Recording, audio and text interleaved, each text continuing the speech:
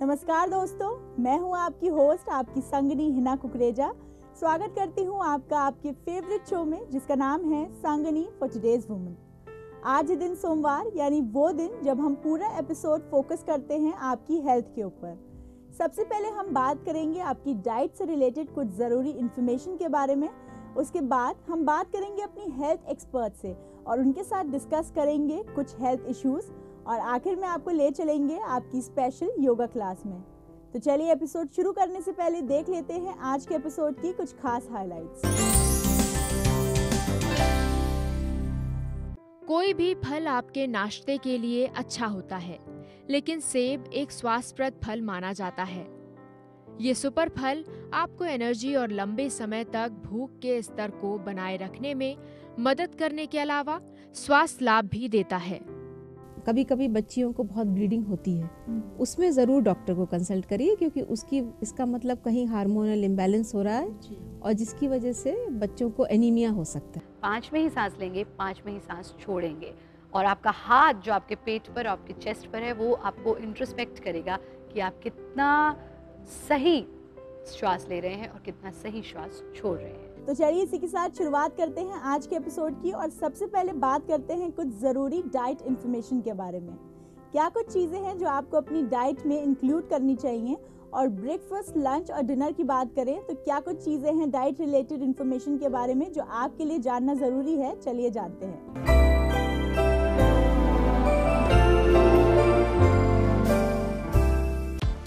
आज महिलाएं घर और बाहर दोनों की देखरेख करती हैं।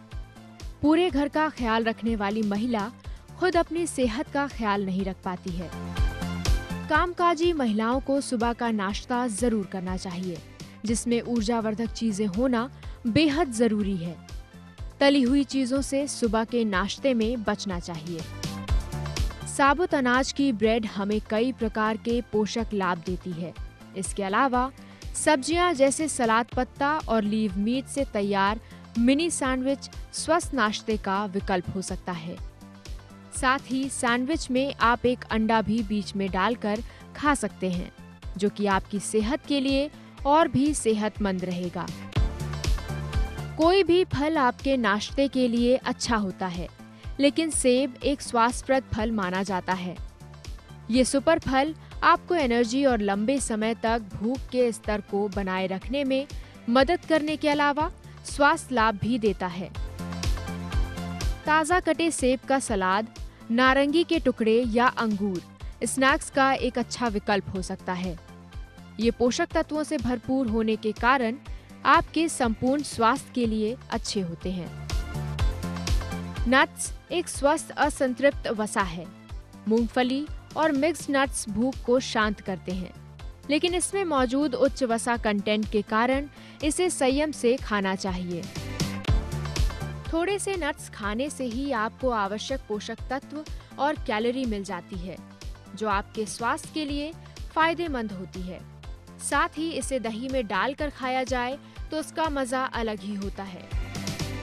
मिल्क शेक और स्मूदी एक उत्कृष्ट नाश्ते का विकल्प माना जाता है। इसे स्वादिष्ट बनाने के लिए आप इसे अपने मनपसंद फल, दही, फ्लैक्स ऑयल या अन्य स्वस्थ विकल्प के साथ ले सकते हैं। आपके भोजन के बीच के समय में लेने से स्मूदी आपको तृप्त रखती है। भारतीय घरों में पोहा लोकप्रिय नाश्ता है, जो काफी स्वास्थ्यवर्धक होता है, लेकिन सुबह के नाश्ते में पोहा हल्के नमक वाला बनाकर खाएं। सुबह एक कटोरी ओटमील खाने से शरीर को एक्स्ट्रा एनर्जी मिलती है। इसमें हाई फाइबर होता है, जो शरीर में ब्लड शुगर की मात्रा को बैलेंस रखता है और आपको मानसिक रूप से भी स्वस्थ बनाता है। इडली चावल से बनी होती है और नारियल से विटामिन ई की पूर्ति होती है। सुबह नाश्ते में इडली विद नारियल की चटनी एक अच्छा विकल्प है। ये बनाने में भी आसान होता है और नाश्ते के अनुसार हल्का फुल्का होता है, जो जल्दी ही पच भी जाता है। सफेद छोले को उबालकर खाना हमेशा से ही स्वास्थ्यवर्धक रहा है, लेकिन इसे स्वादिष्ट बनाकर खाया जाए तो सेहत के साथ स्वाद भी बना रहेगा। इसके लिए आप छोले को उबालकर उसमें कच्ची सब्जियां जैसे टमाटर, खीरा, प्याज और मिर्च आदि मिलाकर खा सकते हैं। ये नाश्ते के लिए एक बेहतरीन विकल्प होता है, क्योंकि ये सेहतमंद होने के साथ ही बनाने में समय भी कम लेता है।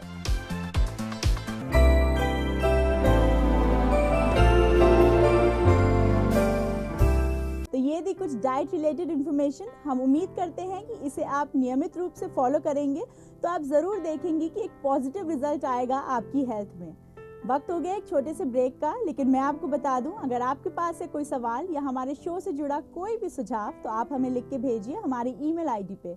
हमारी ईमेल आईडी है sangani@etv.co.in। आप हमारे फेसबुक पेज के थ्रू भी हमसे जुड़ सकते हैं। हमारी फेसबुक आईडी है facebook/etv sangani। चलिए बढ़ते हैं ब्रेक की तरफ। कहीं जाइएगा मत, क्योंकि ब्रेक के उस पार हम बात करेंगे अपनी हेल्थ एक्सपर्ट से।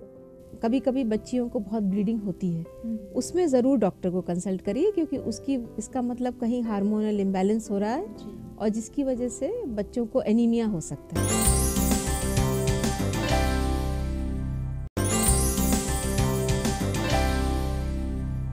Welcome back after the break. आप देख रही हैं संगनी फॉर टुडेज वुमेन।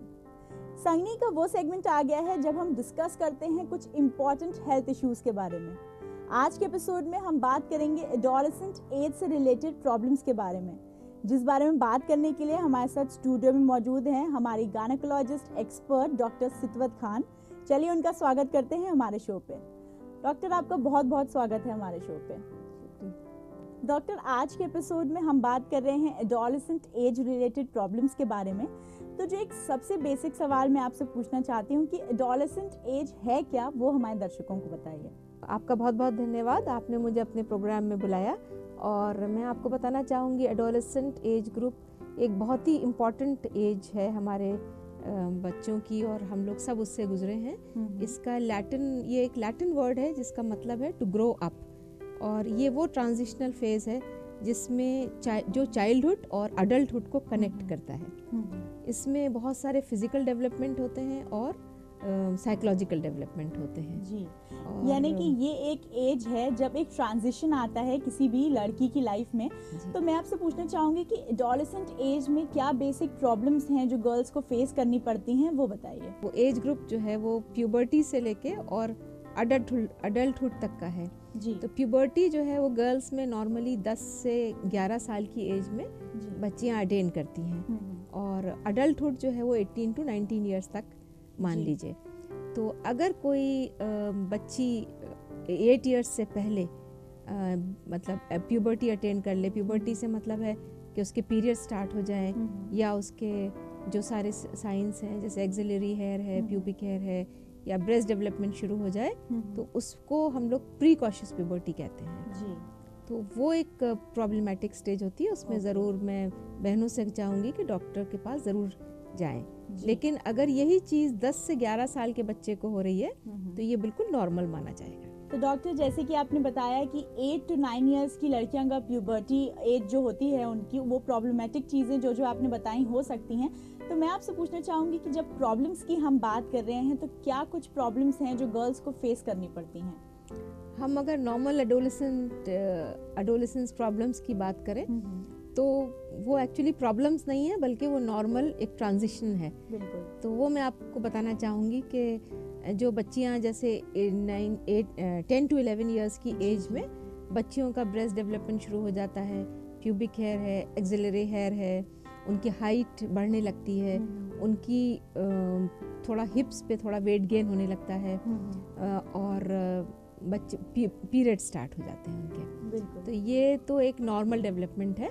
और इसमें शुरू में जो पीरियड्स होते हैं बच्चियों को वो बहुत इर्रेगुलर होते हैं, क्योंकि उनकी साइकिल ज़्यादातर एनोवुलेटरी होती है, यानी उनका उस टाइम ओवुलेशन नहीं हो रहा होता है। तो इसको बहुत से पेरेंट्स कंसर्न्ड होते हैं कि हमारी बच्ची को पीरियड्स रेगुलर नहीं हो रहे हैं। तो इसमें कोई परेशानी की बात नहीं होती, क्योंकि ये नॉर्मल स्टेज है बच्चियों की। इसमें साइकिल्स जो हैं वो 25 डेज से लेके 45 डेज तक वैरी कर सकती हैं, और कभी कभी 2-2, 3-3 महीने नहीं साइकिल आती है तो भी उसमें आपको परेशान होने की ज़रूरत नहीं होती है। जी। जैसे कि डॉक्टर आपने बताया कि ये कुछ चीज़ें हैं जिसको लड़कियां भी और उनकी मदर्स भी प्रॉब्लमेटिक मान लेती हैं, तो तो उस केस में मैं आपसे पूछना चाहूँगी कि डॉक्टर से कंसल्ट करना कितना ज़रूरी है और किस इंटरवल में हमें डॉक्टर के पास ज़रूर जाना चाहिए? इसमें जो मैंने जैसे बताया आपको कि जो पीरियड्स हैं वो इरेगुलर होते हैं जी। और जो एक टाइम फ्रेम होता है वो 26 डेज से 45 डेज के बीच में बच्चों को पीरियड आता है। कभी कभार 2-2, 3-3 महीने नहीं आता है पीरियड, उसमें कोई भी परेशान होने की ज़रूरत नहीं है क्योंकि वो इरेगुलर साइकिल्स बच्चियों के होते हैं।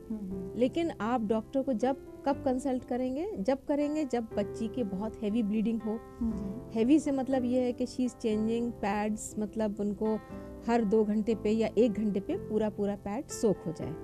तो उस कंडीशन में कभी कभी बच्चियों को बहुत ब्लीडिंग होती है, उसमें ज़रूर डॉक्टर को कंसल्ट करिए क्योंकि इसका मतलब कहीं हार्मोनल इम्बैलेंस हो रहा है और जिसकी वजह से बच्चों को एनीमिया हो सकता है या बहुत फ्रीक्वेंटली इतनी ब्लीडिंग हो रही है जी। हर 10वें दिन, हर 12वें दिन, हर 15वें दिन अगर ऐसी ब्लीडिंग हो रही है तो ज़रूर डॉक्टर को कंसल्ट करें ताकि उसको हम प्रिवेंट कर सकें और बच्चियों को इतना ब्लड लॉस ना हो।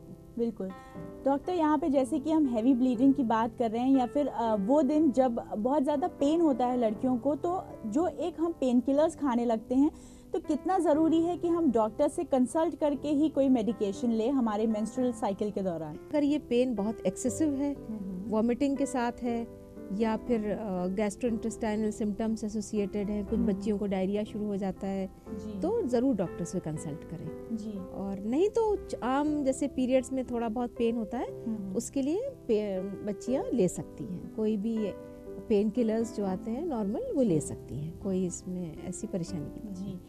डॉक्टर, जैसे कि हम बात करें कि ये एक ट्रांजिशनल फेज़ होता है, तो उसमें कितना ज़रूरी है कि लड़कियां अपनी मॉम्स के साथ एक अच्छी बॉन्डिंग बनाएं और उनको एजुकेट किया जाए इस फेज़ के बारे में, इस फेज़ से रिलेटेड हाइजीन के बारे में, इस बारे में कुछ बताइए।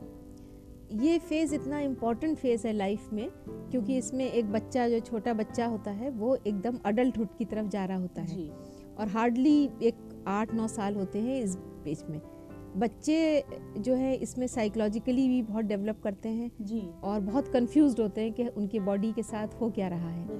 तो इसमें हम लोगों का एज मदर्स बहुत बड़ा रोल होता है और आज की दुनिया में जब इंटरनेट और सारा सोशल मीडिया है तो बच्चे, अगर पेरेंट्स या मदर्स उनको काउंसिल नहीं करेंगी तो उनको काफ़ी रॉन्ग इन्फॉर्मेशन मिलेगी इस मीडिया से। इस स्टेज में बच्चे बहुत सेक्सुअली एक्टिव भी होने लगते हैं, तो इसलिए मदर्स को या टीचर्स को या स्कूल्स में सेक्सुअल एजुकेशन, सेक्स एजुकेशन भी बहुत ज़रूरी रहता है बताना उनको। जैसे बच्चियों को ये बताना कि ये पीरियड्स क्या चीज़ होती है, क्यों होता है, क्या चीज़ नॉर्मल है, क्या अब नॉर्मल है, पैड कैसे चेंज करते हैं, कि इसमें कोई ज़्यादा हाइड करने की बात नहीं होती, एक नॉर्मल डेवलपमेंट है। प्लस सेक्स एजुकेशन बहुत इम्पोर्टेंट है। सारी सेक्सुअली ट्रांसमिटेड डिजीज़ेस के बारे में एक मदर ही बच्ची को बता सकती है, क्योंकि इसी तरह से एड्स, क्योंकि इस एज ग्रुप में बच्चों को थोड़ा सेक्सुअल डिज़ायर्स बढ़ जाते हैं, तो जब तक उनको ये नहीं पता चलेगा कि सेक्सुअली ट्रांसमिटेड डिजीज़ेस क्या हैं और बच्चे बाहर जा रहे हैं क्या हैं, तो वो इस सब चीज़ों के शिकार हो सकते हैं। प्लस साइकोलॉजिकली जो बच्चे इस टाइम डेवलप हो रहे होते हैं, कभी कभी उनको एंगर भी होता है, कभी गुस्सा भी होता है, कभी जो है वो अपने आप को कंफ्यूज स्टेट में होते हैं कि हमारी बॉडी के साथ क्या क्या हो रहा है जी। आर्ग्यूमेंट्स करते हैं। जो बॉयज़ हैं वो कभी कभी ड्रिंकिंग, ड्रग्स, ये सब चीज़ों में, lack of interest in school, ये सारी प्रॉब्लम्स इससे एसोसिएटेड होती हैं। यानी कि ये जो एडोलेसेंट एज रिलेटेड प्रॉब्लम होती हैं, इसमें ज़रूरी होता है कि एक फैमिली बॉन्ड बना रहे ताकि बच्चों को एजुकेशन मिलती रहे कि उनके लिए क्या सही है क्या गलत। डॉक्टर खान, आपका बहुत बहुत शुक्रिया हमारे शो पे आने के लिए, हमारे साथ इन्फॉर्मेशन शेयर करने के लिए। थैंक यू, शुक्रिया। तो ये थी हमारी एक्सपर्ट की सलाह, जिन्होंने बताया कि आप किस तरीके से इस एज रिलेटेड प्रॉब्लम से बाहर आ सकते हैं और कैसे आप इसे स्मूथली पार कर सकते हैं। वक्त हो गया एक छोटे से ब्रेक का। मैं आपको बता दूं, अगर आपके पास है कोई सवाल या हमारे शो से जुड़ा कोई भी सुझाव, तो आप हमें लिख के भेजिए हमारी ईमेल आईडी पे। हमारी ईमेल आईडी है sangani@etv.co.in। आप फेसबुक के थ्रू भी हमसे जुड़ सकते हैं। हमारी फेसबुक आईडी है facebook/etv sangani। चलिए बढ़ते हैं ब्रेक की तरफ, कहीं जाइएगा मत, क्योंकि ब्रेक के उस पार हम आपको ले चलेंगे आपकी स्पेशल योगा क्लास में। 5 में ही सांस लेंगे, 5 में ही सांस छोड़ेंगे और आपका हाथ जो आपके पेट पर, आपके चेस्ट पर है, वो आपको इंट्रोस्पेक्ट करेगा कि आप कितना सही श्वास ले रहे हैं और कितना सही श्वास छोड़ रहे हैं।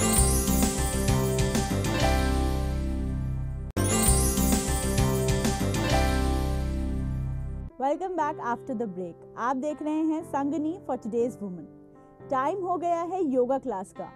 योगा को अपने डेली रूटीन में शामिल करना इसलिए ज़रूरी है क्योंकि इससे आप बीमारियों को न सिर्फ दूर कर सकते हैं बल्कि बीमारियां आने से रोक भी सकते हैं। अगर आप डेली रूटीन में योगा करेंगे तो आप देखेंगे कि आप फिट एंड हेल्दी हैं। चलिए देखते हैं क्या खास है आपके लिए इस योगा क्लास में।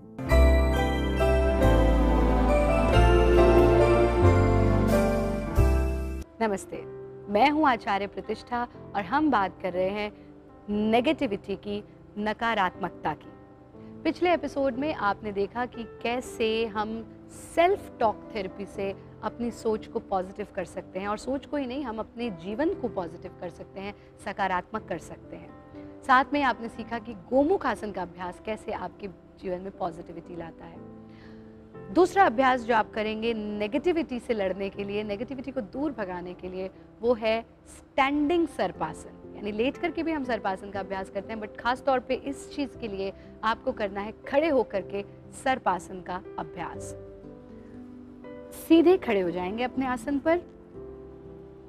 और कैसे करेंगे खड़े होकर के सर्पासन का अभ्यास? एड़ी पंजे मिला लेंगे और ये ध्यान रखिए कि इनिशियली जो बिगिनर्स हैं अगर वो सर्पासन का अभ्यास करते हैं तो पॉसिबिलिटी है कि थोड़ा सा चक्कर आ जाना या थोड़ा डिजी हो जाना, तो उसमें घबराने की ज़रूरत नहीं है क्योंकि बहुत समय से आपने अपनी गर्दन को, अपनी कमर को आगे या पीछे नहीं घुमाया है, जिस कारण से ये समस्या हो सकती है। तो उसके लिए प्रिपेयर्ड रहें। एड़ी पंजे मिला लेंगे और हाथों को पीछे आपस में जोड़ लेंगे। इस प्रकार से हाथ आपके आपस में जुड़ जाएंगे। फिर सांस भरते हुए हाथों को पीछे की ओर खींचना, सर को पीछे ले जाना, आपका सीना ऊंचा होता जा रहा है और थोड़ा सा पीछे की ओर झुकना।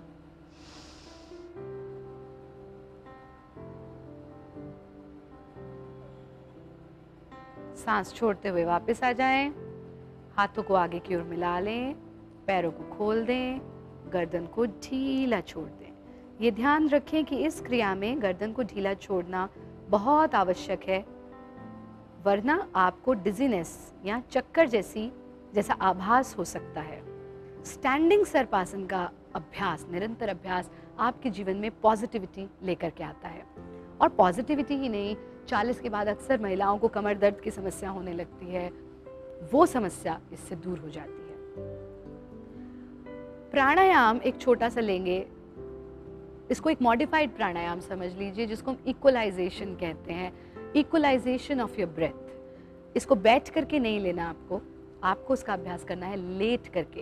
और कैसे अभ्यास करना है ये आप आज मुझसे सीखेंगे, और सिर्फ सीखेंगे ही नहीं, इसका अभ्यास भी करेंगे ताकि आपके जीवन की सारी नेगेटिविटी दूर हो जाए और आप पॉजिटिव होते चले जाएं। इक्वलाइजेशन के लिए आप कमर के बल लेट जाएंगे। ध्यान रखें कि गुदगुदे गद्दे पर नहीं लेटना है। जो भी हार्ड सरफेस है, ज़मीन पर या बहुत टाइट गद्दे पर आप लेट करके इसका अभ्यास करें। हाथों को पहले पैरों को ढीला छोड़ेंगे, शरीर को बिल्कुल ढीला छोड़ देंगे। दाएं हाथ को अपनी चेस्ट पर रख लेंगे और बाएं हाथ को अपने पेट पर रख लेंगे। शरीर को ढीला छोड़ेंगे, गहरा सांस भरना, और ध्यान रहे कि सांस भरने के साथ चेस्ट का कोई मूवमेंट नहीं होगा, सिर्फ पेट का फूलना, सांस छोड़ते वक्त पेट का संकुचित हो जाना। सांस भरते जाएं, पूरा पेट फूल जाए, सांस छोड़ते जाएं,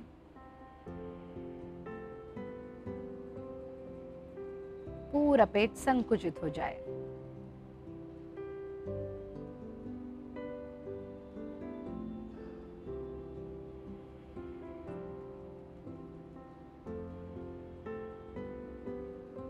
यानी प्रत्येक श्वास में पेट का फूलना, प्रत्येक श्वास में पेट का संकुचित होना। कम से कम 10 मिनट तक आप इसका अभ्यास करेंगे। हाथों को वापस जमीन पर ले आएंगे, बायां करवट लेकर के बैठ जाएंगे। ये ध्यान रखिएगा कि इक्वलाइजेशन में, यानी सांस को लेना और छोड़ने में समय, इक्वलाइजेशन का अर्थ ये है कि समय अवधि जो है वो आपकी बिल्कुल सिमिलर रहे। यानी ऐसा नहीं कि आप 5 काउंट में सांस ले रहे हैं और 10 में सांस छोड़ रहे हैं, नहीं, 5 में ही सांस लेंगे, 5 में ही सांस छोड़ेंगे। और आपका हाथ जो आपके पेट पर, आपके चेस्ट पर है, वो आपको इंट्रोस्पेक्ट करेगा कि आप कितना सही श्वास ले रहे हैं और कितना सही श्वास छोड़ रहे हैं। इक्वलाइजेशन का अभ्यास करते समय ध्यान पूरी तरह से सांस के आने और जाने पर, पेट के मूवमेंट पर टिका रहेगा। देखिए, मैंने कई बार देखा है, खासतौर पे हमारी जो माताएं हैं वो पूजा भी कर रही होती हैं, हाथ में माला लेकर जाप कर रही होती हैं और बातें भी कर रही होती हैं और वो इशारे भी कर रही होती हैं। ये जो मल्टीटास्किंग है, इसकी आवश्यकता नहीं है। एकाग्र होकर के एक ही काम को करें। आप देखिए जीवन में पॉजिटिविटी आएगी। साथ में कुछ चीज़ों का ध्यान ज़रूर रखें, जैसे कि अपनी सराउंडिंग्स को, अपने घर को नीट एंड क्लीन रखें। अगर आप महसूस करते हैं कि आप नोटिस करते हैं कि आपके घर पे कोई भी नल ऐसा है जिसमें से कि पानी टपकता रहता है, यानी नल को बंद करने के बाद भी उसमें से बूंद बूंद करके पानी टपकता रहता है, तो सबसे पहले उसको रिपेयर कराएं, क्योंकि वो एक बहुत बड़ा कारण हो सकता है आपके जीवन में नेगेटिविटी का। साथ में एक्सपेक्टेशंस बिल्कुल बंद कर दें। लाइफ दिन में एक बार हाथ खोल करके मुक्त हास, अट्टहास ज़रूर करें और थोड़ा सा समय नृत्य की साधना के लिए ज़रूर निकालें। जब आप नाचते हैं तो आपके मन की जितनी नेगेटिविटी है वो निकल जाती है। मैं शास्त्रीय नृत्य की बात कर रही हूँ। आप थोड़ा सा समय ज़रूर डांस थेरेपी को अपनाएं। आप जितना नाचेंगे आपके मन के विकार निकलेंगे, आप आनंदित होंगे, जीवन में खुश रहें और जितनी पॉजिटिव लोग हैं उनके आसपास रहें। अपने आसपास से नेगेटिविटी को कट करें, इन क्रियाओं का अभ्यास करें, पूरी तरह से पॉजिटिव होकर के जिएं।